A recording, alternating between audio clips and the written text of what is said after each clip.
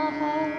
श्री गुरु शरणं मम, श्री गुरु शरणं मम। गुरुर्ब्रह्मा गुरुर्विष्णु गुरुर्देवो महेश्वरा, गुरु साक्षात् परब्रह्म तस्मै श्री गुरवे नमः। अखण्डमण्डलाकारं व्याप्तं येन चराचरं, तत्पदं दर्शितं येन तस्मै श्री गुरवे नमः। श्री सीताराम जी महाराज की जय। श्री सद्गुरुदेव भगवान की जय।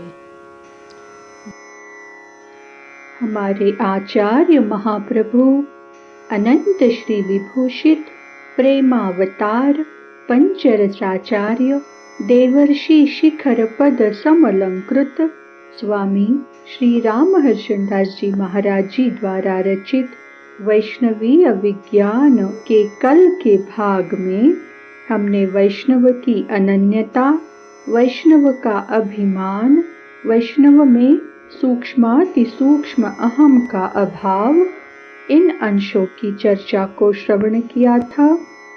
आज के भाग में हम वैष्णव की ममता, वैष्णव में ममत्व बुद्धि का सर्वथा अभाव, वैष्णव में नैत्यानुसंधान, वैष्णव में अमानित्व भाव, इन अंशों की चर्चा को श्रवण करेंगे। सर्वप्रथम वैष्णव की ममता। भगवान हमारे हैं, भगवान का सुख हमारा सुख है, भगवान की वस्तु हमारी वस्तु है, किंतु है उन हमारे प्रभु के भोग के लिए।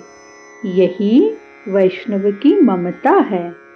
श्री हरि के अनंतानंत सौंदर्य, सौशील्य, सौलभ्य और वात्सल्यादि दिव्य गुण गणों के सहित उनका परत्व हमारे अनुभव के लिए है। यही विष्णु भक्तों का ममत्व है। वैष्णव में ममत्व बुद्धि का सर्वथा अभाव। वैष्णव में जब अहंकार को आश्रय ही अप्राप्य रहा तो ममकार कहाँ से उद्भूत हो, क्योंकि कारण के बिना कार्य अदृश्य ही रहता है। वैष्णव ममेति मृत्यु समझकर ममत्व से जब मन को पृथक कर लिया, तब ममता अपने आप अपना आश्रय न पाकर वैष्णव के चित्त से चली गई, अस्तु वह निर्मम बन जाता है। जब वैष्णव ने अपनी आत्मा और आत्म संबंधी लौकिक पारलौकिक वस्तुओं को अपने भगवान के लिए सर्वभावेन समर्पण कर दिया, तो ममत्व होने की शंका का समावेश ही नहीं होता। जब वैष्णव को यह अडिग और अपरिहार बोध हो जाता है कि यह सारा का सारा संसार मैं और मेरे के समेत वैष्णवीय है, तो ममता के लिए अवकाश ही कहाँ। जब वैष्णव अपने भगवान के अतिरिक्त जग त्रय में किंचित वस्तु का दर्शन ही नहीं करता, तो ममता कहाँ से प्रादुर्भूत हो। अस्तु वैष्णव सहज ही निर्मम होते हैं। वैष्णव में नैत्यानुसंधान। वैष्णव अपने को तृण से भी नीच समझता है, क्योंकि उसके भगवान का स्वरूप चराचर संसार है और वह सहज ही अपने स्वामी का सेवक है। वैष्णव अपने इष्ट के अप्राप्ति में अपने अनंत जन्मों के अर्जित अपराधों को ही कारण समझता है, अर्थात प्रभु प्राप्ति में पाप ही प्रतिबंधक है, ऐसी उसकी मान्यता हो जाती है। अस्तु, अपने पापों का अनुसंधान कर करके वह अपने को नीचाति नीच समझने लगता है। वैष्णव की सहज दैन्यता, नम्रता और विनयशीलता नैत्यानुसंधान के अनुरूप वैष्णव जीवन का निर्माण करती है। वैष्णव की दृष्टि अपने से सबको श्रेष्ठ और प्रभु कृपा का अधिकारी समझने लगती है। अतएव भक्त में नैत्य भाव का आना स्वाभाविक है। वैष्णव में अकिंचनत्व, आर्तित्व और अनन्य गतित्व की दशाएं उत्पन्न होकर सहज ही वैष्णव को नैत्यानुसंधान में संलग्न कर देती है। अस्तु, वह अपने को अत्यंत नीच समझने लगता है। वैष्णव में अमानित्व भाव। वैष्णव जड़ चेतनात्मक जगत में सर्वत्र अपने इष्ट का दर्शन करते हुए अपने अहं को सर्वभावेन खो बैठते हैं। उन्हें मान ग्रहण करने की इच्छा कैसे वर्ण कर सकती है? अहम के बिना ग्रहण भी कौन करे?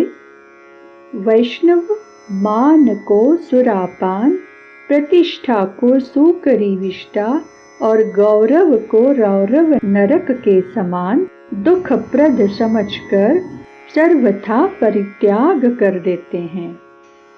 वैष्णवजन जब सचराचर जगत का सेवक स्वयं को समझ लिए तो वे किससे मान पाने की इच्छा करें? उन्हें तो सबको मान देना ही रुचिकर होता है। वैष्णव स्वरूपनिष्ठ द्वंद्वातीत होते हैं। जब उन्हें कोई कामना ही नहीं तो तुच्छ क्षणिक मान सुख की इच्छा ही वे क्यों करे? देहाभिमान से निवृत्त हो जाने पर एवं आत्मस्वरूप को प्रभु से पृथक अस्तित्व न पाकर वैष्णवों में अमानित्व का विकास होना सहज है। यदि वैष्णवों को कहीं प्रतिष्ठा की प्राप्ति देखी जाती है तो वह उनकी इच्छा से नहीं, प्रत्युत उनके प्रभु की दी हुई प्रसादी होती है।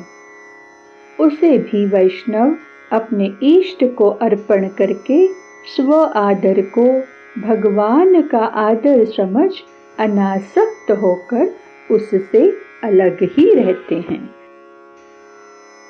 आज की चर्चा को वाणी यहीं विराम देती है। कल अगले अंश की चर्चा की तरफ बढ़ेंगे। श्री सद्गुरुदेव भगवान की जय।